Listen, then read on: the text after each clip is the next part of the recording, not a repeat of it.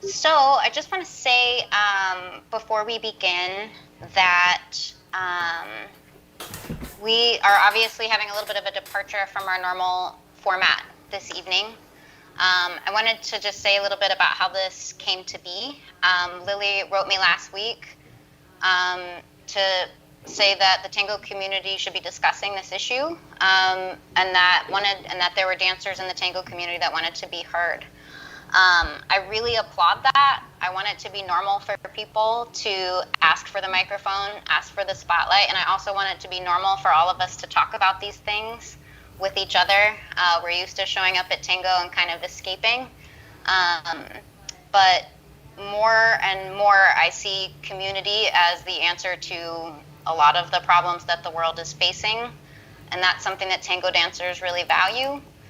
And I want our community to be showing up for each other in a way that's not just about trying to escape from our days into this dance. And I want us to be able to depend on each other and also just get better at having difficult conversations and sort of build up our stamina to discuss these things with each other.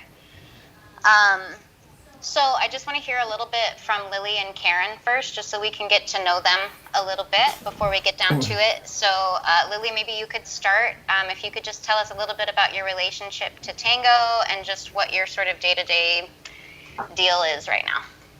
Yeah, thanks again for having us. We're really grateful that you've allowed us to be on your platform to discuss what's deeply affecting so many Armenians in our tango community right now and all over the world. Okay. I'm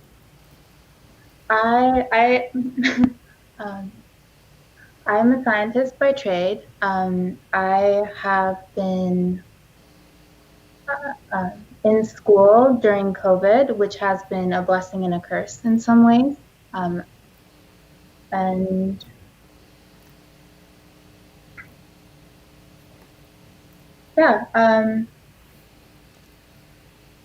so how I got started in tango,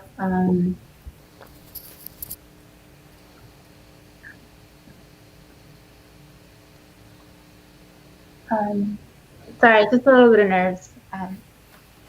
Take your time. Okay. Yeah. Okay. So I guess I'll take over. And then when you're ready. So I guess I'll start with tango.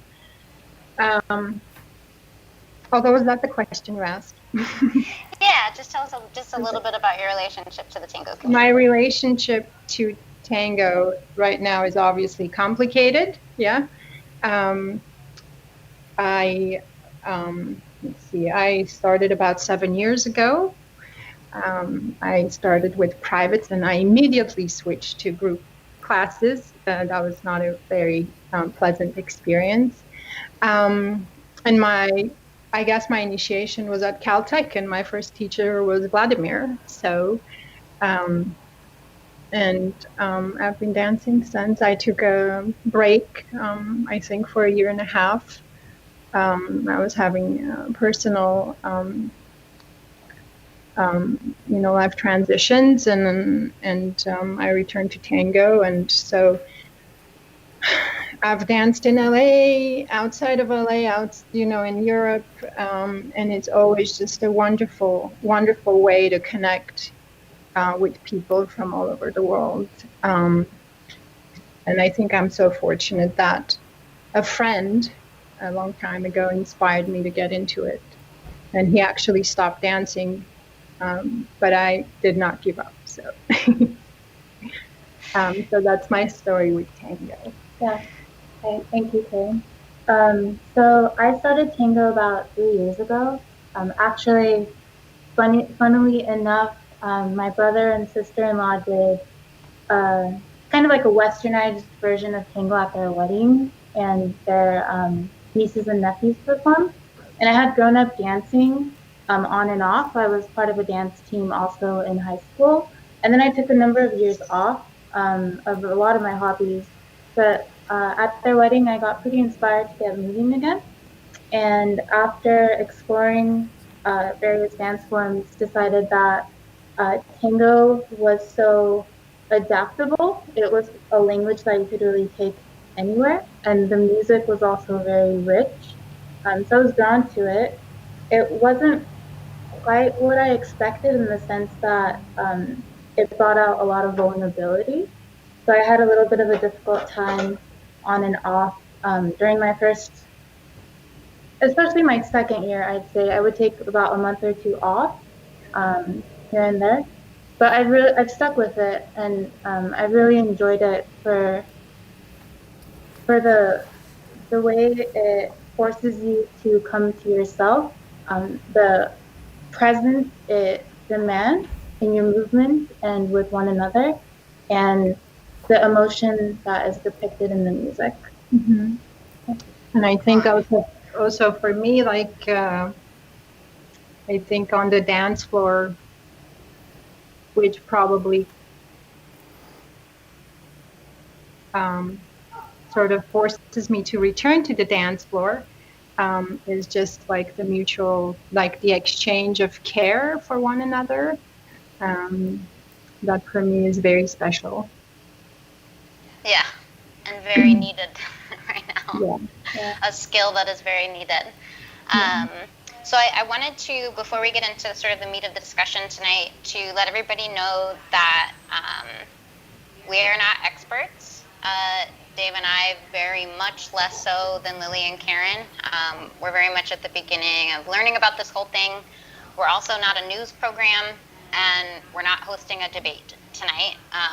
We're here to hear Lili and Karen's perspective on this story, and to feel their community supporting them as they tell it.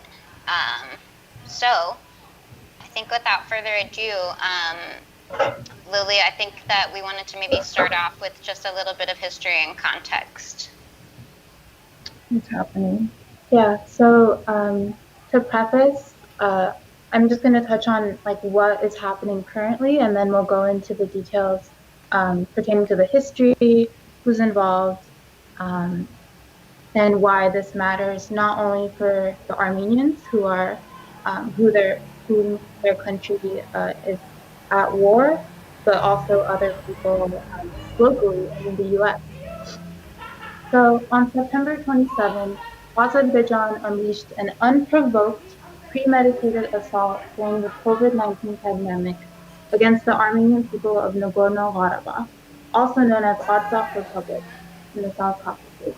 With the direct support of Turkey, Azerbaijan has been indiscriminately bombing residential areas across the region for days, using for schools, homes, hospitals, utilities, cultural establishments, churches, and waterways, and it's resulted in complete destruction of these civilian centers and left long-standing and devastating impacts on the culture and ecology of the region. For a lot of us, for many of us Armenians, this is a haunting memory of the 1915 genocide, where the Turks massacred over 1.5 million Armenians, and of the countless other pogroms and ethnic cleansing efforts by the Azeris and Turks in the last century. Currently, civilians, children, the disabled, and elderly have been hiding in bunkers in the capital city of Artsakh, Stepanakert, and the neighboring villages and cities for the last 2 weeks. Even Armenia has been attacked. Half the population of Artsakh, roughly 80,000 people, have been displaced from their homes.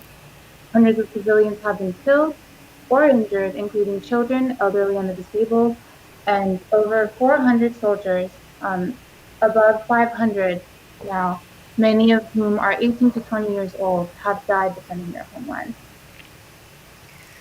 And Lili, what is your, if you don't mind me asking, what's your relationship to Armenia? And I want to hear from Karen too. Like, do you have family still there? What is your tie right now? Yeah, so I do have family abroad. No one is living in Artsakh. They are in Armenia proper. My relationship in terms of the country itself, I have visited a number of times. Though I would say, having grown up in the diaspora, in some ways I felt disconnected from my culture. But there are moments, especially moments like these, where there is without a doubt this unity and energy that comes about, that makes me feel very strongly connected to my homeland. Yeah. So I do have family there. And in fact, I do have family members who are in the front lines. So, this touches the deepest corners of my heart.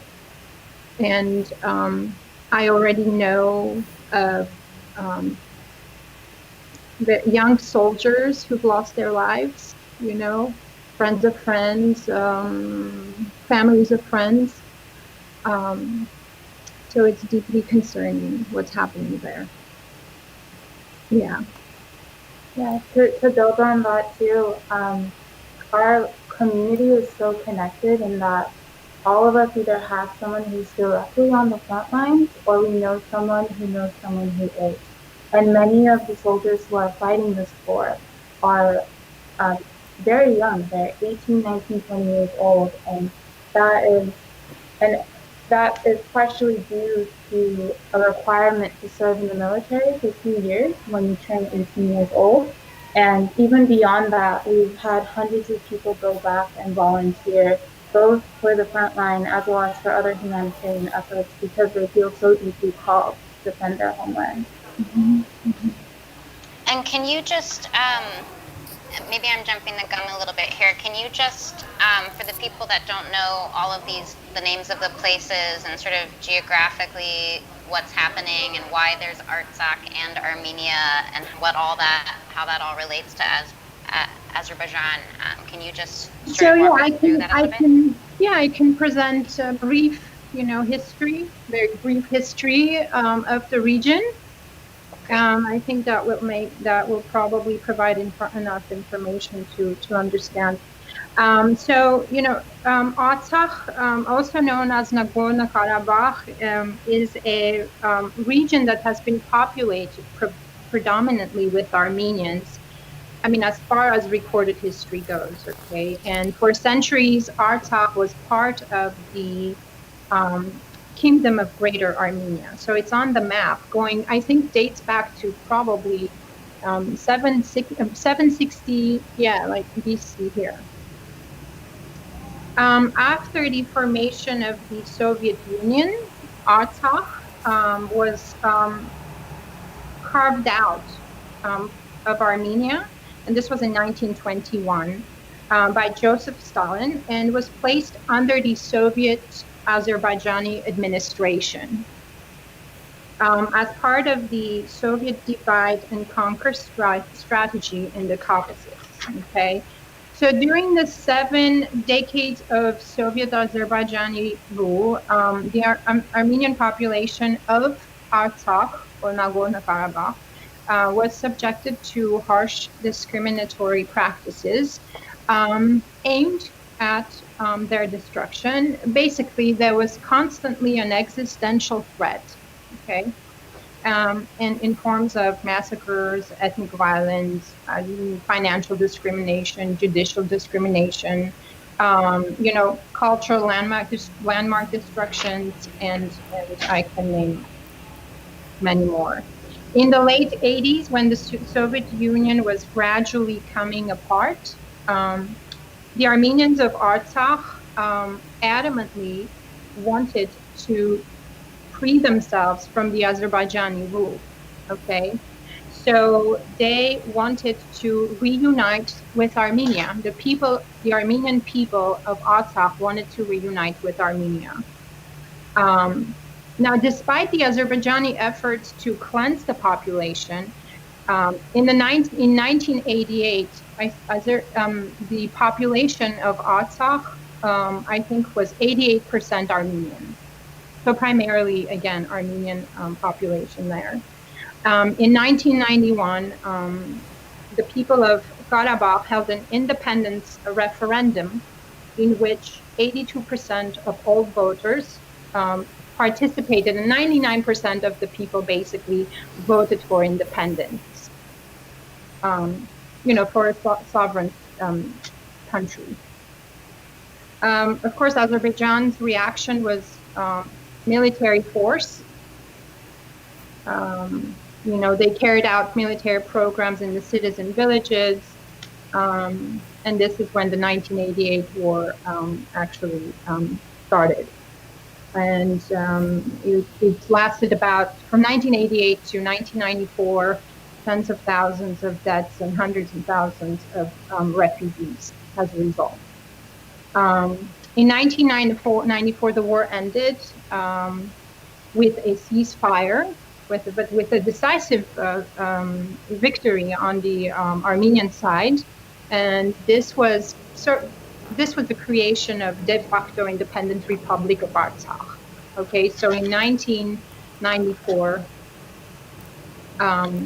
that was in 1994. And then the years following, of course, they rebuilt the country, they rebuilt the villages and the cities and the capital city of Stepanakert, which is now almost entirely destroyed. And so in 1994 there was a ceasefire. In 2016, the ceasefire was violated by Azerbaijan, and they launched a large-scale attack again, which lasted about 4 days. There were no territorial changes achieved, and then another ceasefire violation was in July of this year, and that was actually an attack, I think, to the Armenian border, or actually to the region of Tavush province, which is in Armenia. And again, no territorial changes there were achieved. So this pretty much very briefly brings you to present day current events that we're witnessing. Yeah, and I was struck by something you mentioned, an idea I ran across too, which was that this is, it sounds like in your view and in many people's view, not an accident, this friction. It was deliberately set up this way so that these two countries would be squabbling with each other and sort of a sorry, you can elaborate on that. Yeah. No, absolutely. I think that your observation is correct. Yeah. So these two countries, yes, have been, this land, is a disputed land, territory.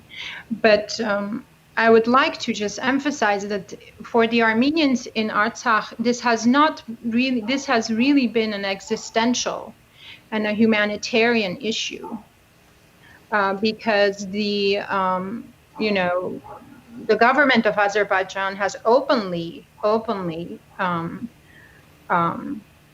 expressed their ambitions about cleansing the region of the Armenians, who are the indigenous people of the region. So this is what's concerning. Yeah. Can you say a little bit more?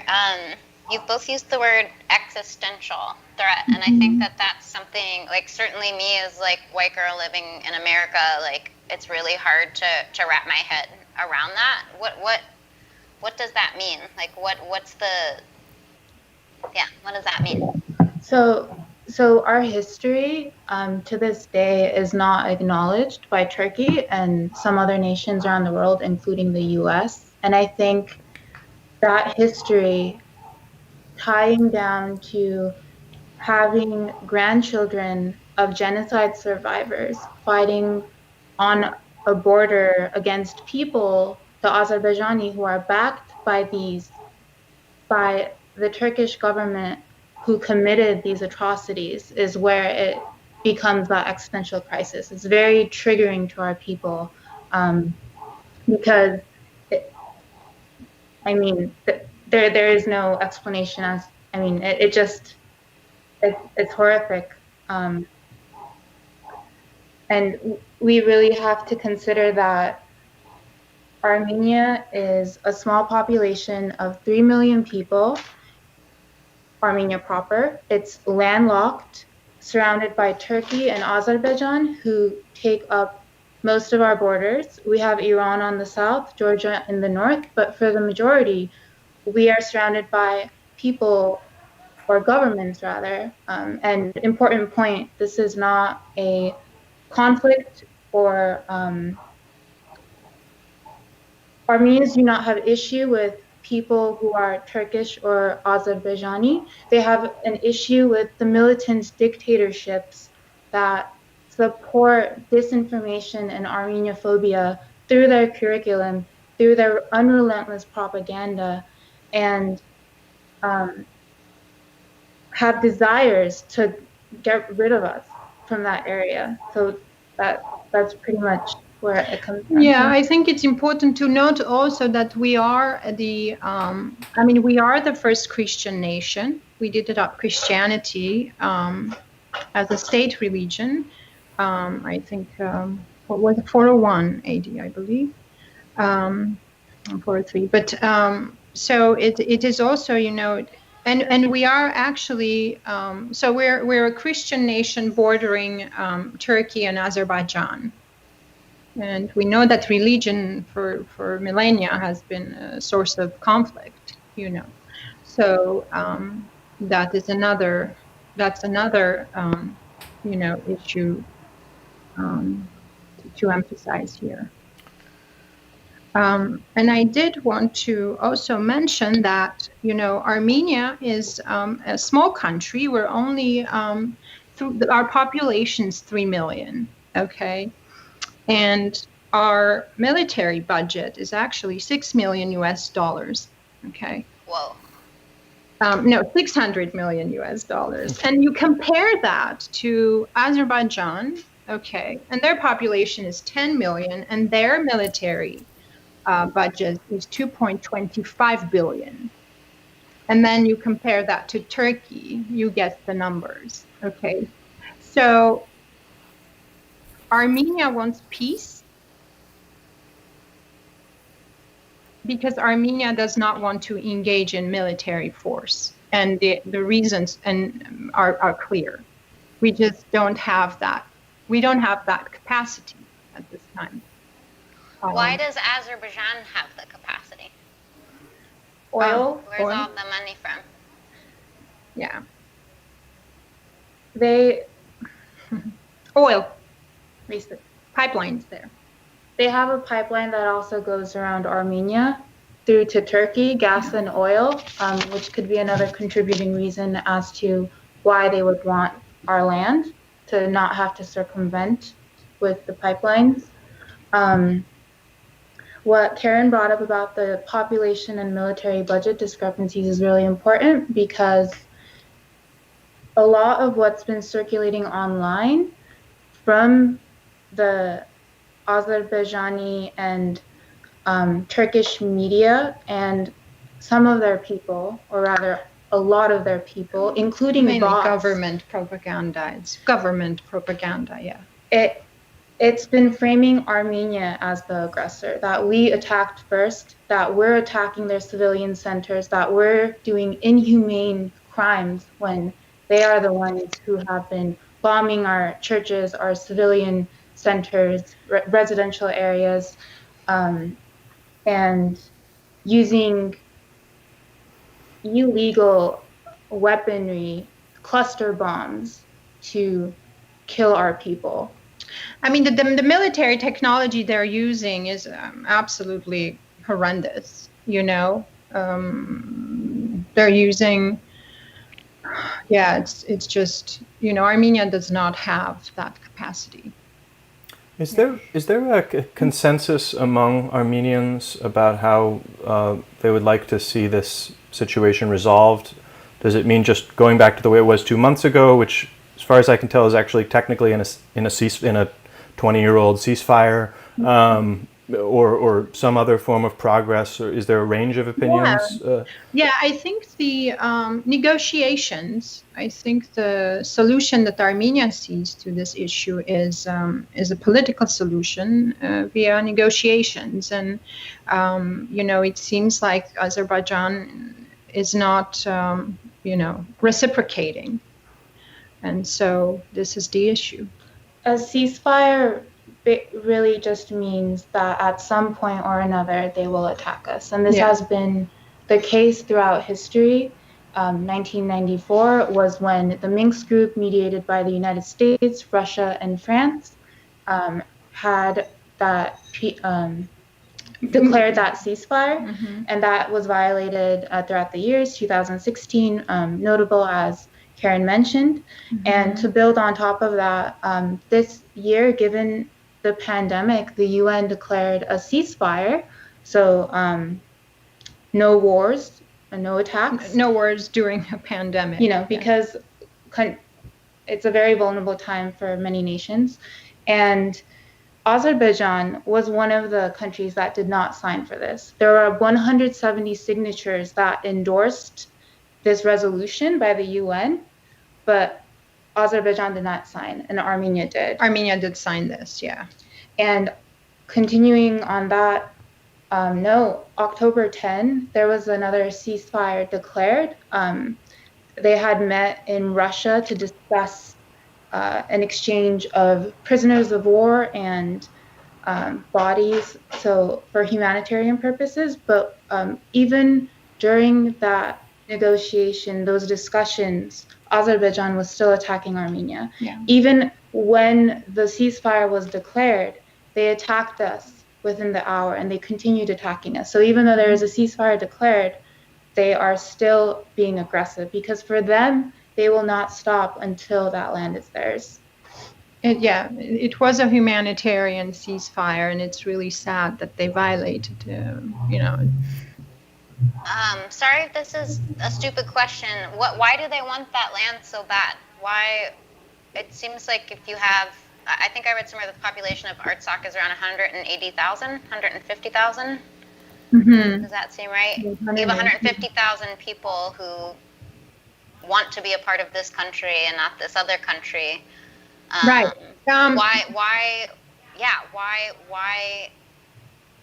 Why do they want that land so bad?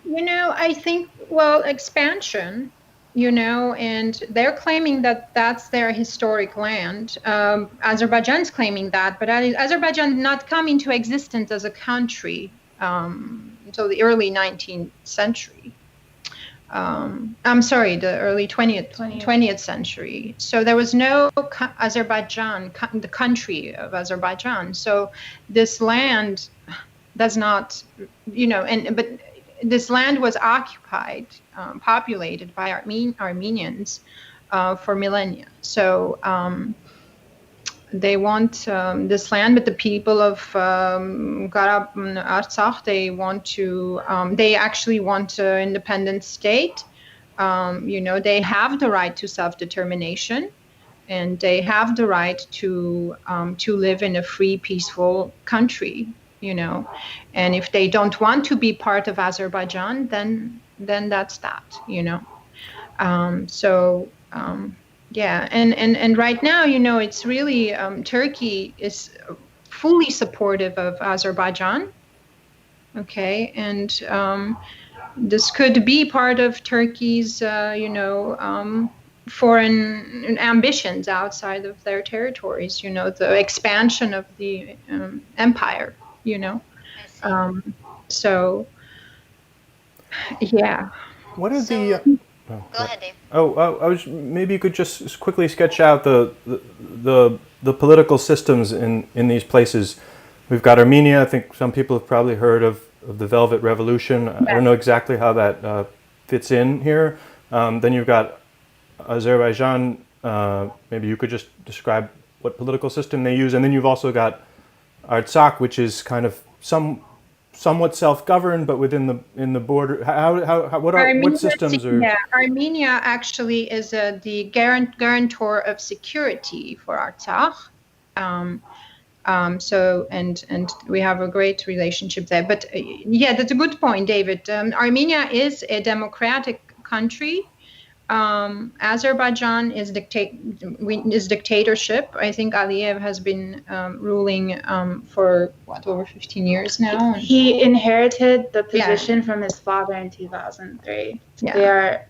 They are very much a dictatorship, even if they try to make it appear otherwise to their citizens. Yeah, and so is Turkey. Yeah, so. Yeah, and the Velvet Revolution in Armenia was a peaceful transfer of power to a democratic type of government. And Armenians in general, we remain peaceful in our attempts, even like we do not want war, we want peace, right? Even if we harm other people who are our enemies, we do not want them to die. Whereas with the other side, there has been the imagery and discourse that's been circulating is very vulgar and inhumane. Yeah. And I don't know if you guys have, I don't know if you've seen the news or the protests around LA, Sure. and, the Armenian community in the diaspora is basically, we're begging for coverage, and of course we achieved it. But if it's like the aggressor, why would the aggressor beg for coverage? To bring people the awareness, like, yeah, the world needs to wake up. This is happening. And we have over 400 international journalists in Artsakh right now covering the war. This is not the case in Azerbaijan. Right. They have blocked international press. They only allow local journalists, and of course they censor the information that's being exported. Yeah. Yeah. For anyone that was at those protests or saw footage of those protests, it was a very powerful demonstration in LA. I think it was two days ago. I was wondering, is that, as you mentioned, mostly to bring awareness to the situation, or is there a particular stance that the Armenians are hoping that the U.S. will take, or is there a specific demand? It's disheartening that the U.S. Sort of remains silent mostly about the issue, and we know that the U.S. is allies with Turkey. And I wouldn't go any deeper than this, but we are hoping to bring awareness, but we also would like people to take a stand, and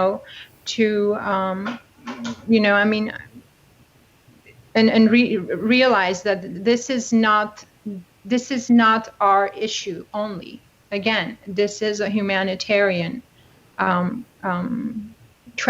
tragedy in the area. And in fact, I should mention, and this is very important, about the mercenaries, the terrorists that have been funded by Turkey. Thousands. Yeah. And they're shuttling them into Azerbaijan, and these are people fighting in the front lines with our soldiers. So Armenia is fighting terrorism. And the world needs to know that, and the world needs to react and take a stand. Has there been a difference? I don't want to get too sidetracked into this topic, but it seems to me that Biden and Trump have had different reactions to the situation. Biden has said a little bit more about it than Trump. Is this there are non-trivial numbers of Armenians in swing states? Is this becoming a a voting issue, a way of putting pressure on?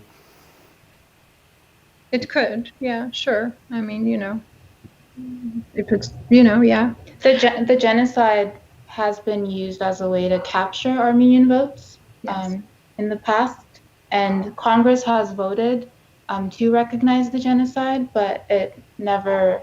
The U.S. and the president has never accepted that. And we should mention that I don't know how many state governments have recognized the genocide. Many countries worldwide have recognized the genocide. The United States has not, as of now? No. And just to be clear, you're talking about the genocide in the early 1900s. Yes, in 1915, and then also the sort of deafening silence of the Trump administration. But this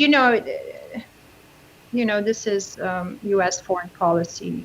issue, and I think that you know it's probably it's been the case, even you know. So it's, And a quick note to add too is that the US provides security assistance, which has increased exponentially from $3 million to $100 million to Azerbaijan. So your taxpayer money is contributing to the people who are aggressively attacking us.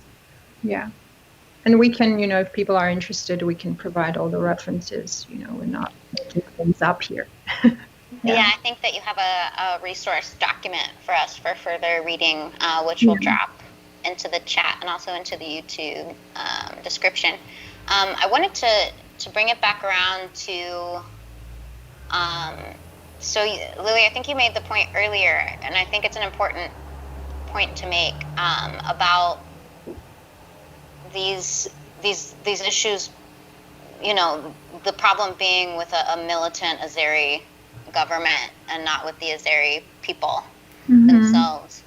But as you know, there's a lot of heated discussion in the YouTube chat right now. It feels very personal between individuals. How does this affect when you walk into a milonga? Is this affecting relationships between tango dancers, or it's not, or how is it? That is a difficult question. We are more than happy to engage in discourse with people who are respectful and want to have discussions about valid resources. Unfortunately, both the Turkish and Azerbaijani governments they're very, the propaganda that they deliver to their people is targeted and to the point where they do not have freedom of speech. And because of this, and because we are outnumbered vastly by the number of people in the opposing countries, the social media warfare, the cyber warfare has also been deafening in that sense. In fact, Facebook has closed over 1,000 accounts and 8,000 pages tied to an Azerbaijani troll farm. And these are bots and people who go around harassing celebrities and others who are standing up for Armenia, even as far as leaving fake and negative reviews on products that they do not purchase to harm the people who are standing up for us. So what we really need is people who are willing to be engaged, informed, and able to take a stand even when it is difficult, even when the other side is putting pressure incessantly.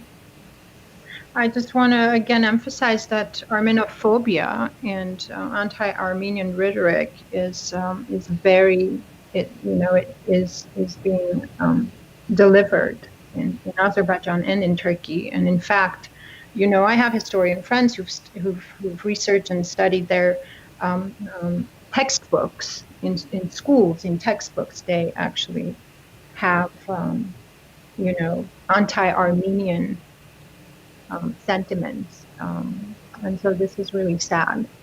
We didn't grow up reading textbooks like this. So. And so, yeah, it seems so. I actually read that. So there's an enormous Armenian population in Los Angeles, and many of the people who live in Los Angeles now, you know, their descendants arrived because of the 1915 genocide. Is that accurate? That's when the Armenian community here really started to grow. Yes, here and all over the world, really. This is when the diaspora. So does this create awkwardness for you between, like on a personal level, when you, tango dancer, I know when you meet a Turkish person, when you meet an Azeri person, when you meet, I just imagine that it's very heavy and very complicated, and you know, I'm being a little clumsy about it here, Sure. but I'm just curious about the forces at play when we have a large Armenian tango population, a large number of Turkish dancers who are in the community as well, and then I'm not as familiar with Azeri tango dancers, but I'm just this No, has it does. an It does effect create. on. It can. Yes, absolutely. It can create tension, of course. You know, and I guess I can speak from my personal experience. I have I've tried to overcome, you know, this feeling of maybe, like you said, maybe it's awkward or there's tension, or I've tried to overcome. But you know, when the interaction is, you know, in the form of bullying and you know, dismissing information that's you know, valid, just ignoring facts, it becomes very difficult to have a sort of a civil interaction. So we choose, I mean, I choose not to engage until we can create that space where we can have civil discourse together, yes. Until that space Is it frustrating? You know, we're in an environment now. There's been quite a bit of activism especially over the last few months, around the election, around Black Lives Matter, racial equality. Is it frustrating, and other causes? Is it frustrating to feel that people don't have time and attention for this, or? Well, sometimes it is. It's a bit overwhelming how unengaged people can be.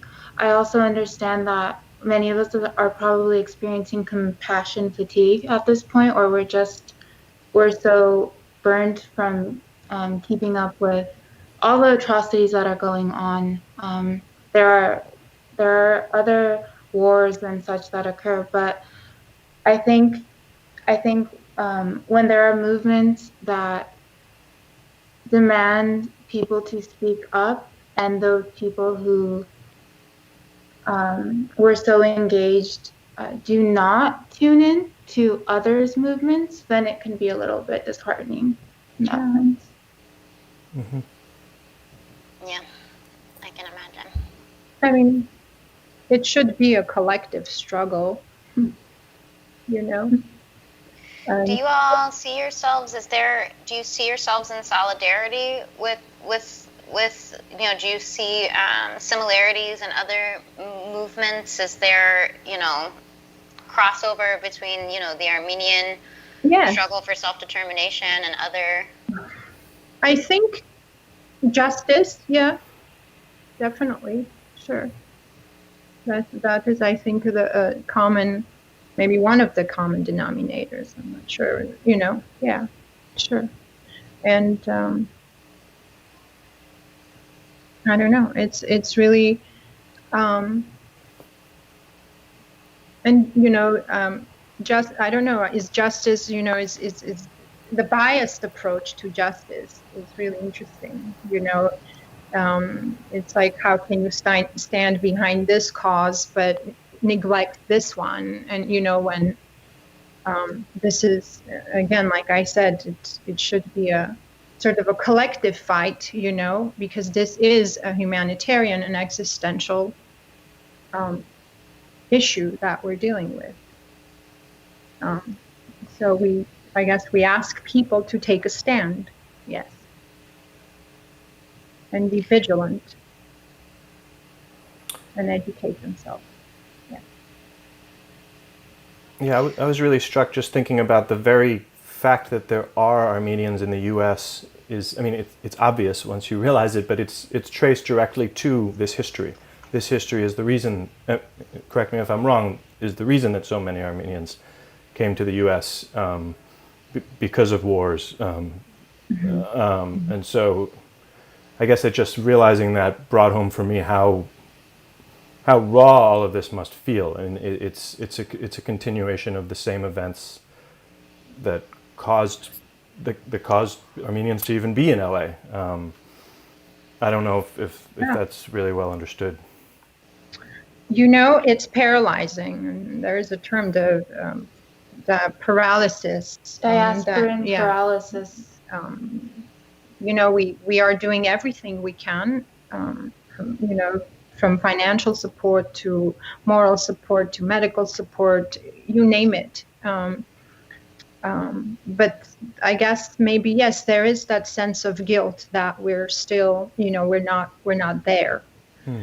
And, next to our people, and doing more than what we're able to achieve from here. So, yeah, it's definitely, and then just the fear of the fear of what is going to happen. How is this going to end?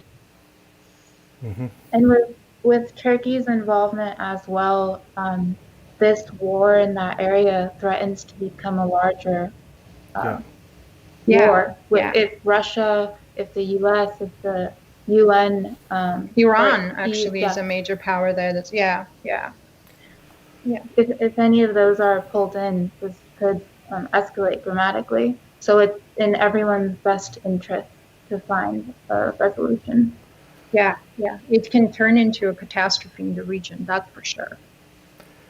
So as well as I can understand it, it seems there's a mutual defense agreement between, or treaty between Armenia and Russia. So if Armenia is directly threatened, Russia is obligated to intervene. Doesn't sound like it applies to this region because it's not maybe technically in Armenia. But is that a? I'm just curious your thoughts on that, and is that a source of comfort or something else? Well, yeah. Yes, that is. So far, it hasn't happened because I guess there's no need yet. Armenia hasn't requested Russia to intervene directly yet. Although there have been provocations on the near the Armenian border, actually, Armenian proper, actually, yes, but that has not happened yet. So, and it's also important to note that though we have that agreement with Russia, Russia does sell weaponry to Turkey, Azerbaijan, and us. And Armenia. Yeah. So there's a lot of moving parts. Israel is providing arms. Canada was and has to Azerbaijan. To Azerbaijan and has stopped. So there's a lot of people involved behind the scenes. Right. So yeah, Turkey, U.S., Israel, Russia are providing arms to Azerbaijan. I believe our main sort of source is Russia. Yeah. And not to mention, this war is costing a lot of money. I think they said it can cost about 30 million a day. It's really costly. I want to just take a minute to thank you guys for talking about this. I know from experience it's really scary. I think it's scary to talk about. I think it's scary to talk about in the tango community in particular because we just don't talk about these sorts of things. So again, thanks for coming forward to ask to speak and for taking the time to share with us and to share with us what you're hoping for from the tango community, which as I'm hearing it, and correct me if I'm wrong, is to be educated on what's going on and to make a decision about how they feel about it and take a stand. Yeah. And it's tragic for both the Armenian people and for the Azerbaijani people. And our mothers are losing their sons there too. So it's so the sooner they reach a resolution, better for everybody. Yeah. Is there anything else that you want to say or want us to know before we close out tonight? There is a document with some resources if anyone would like to see how to support us. And if you have any questions or want to engage in a civil, fact-based discussion, we're very happy to engage. Mm-hmm. Yeah. And how should they get a hold of you? We'll post the link to the document in the chat right now. It'll also be in the YouTube description. And then are they welcome to message you on Facebook? Mm-hmm. Yeah, sure. Okay. And Go ahead. no, go ahead. I was just going to ask you, so how are you guys? Oh. Thanks for asking. That's really nice. We give numerical answers to that. Yeah, I'm a 5. I'm a 6. I'm a 6 right now, so I'm doing a little better. Hey, that's good. Yeah. So you're not 4. You're not 4. No. You're both not 4. No. So Lili, you have your friend recorded a song that I did a little bit of reading about, and it's actually a song from the World War II era.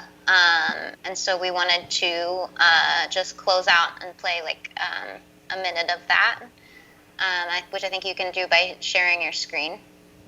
Okay, let me pull that up. Thank you all for coming tonight. Thank you. Thank you guys for providing this opportunity and this safe space where we can, share our deepest concern at this time. Well, thank you for coming on. Thank you. Yeah, you got it. And have a good night, everybody. Thank you. Good night, everyone.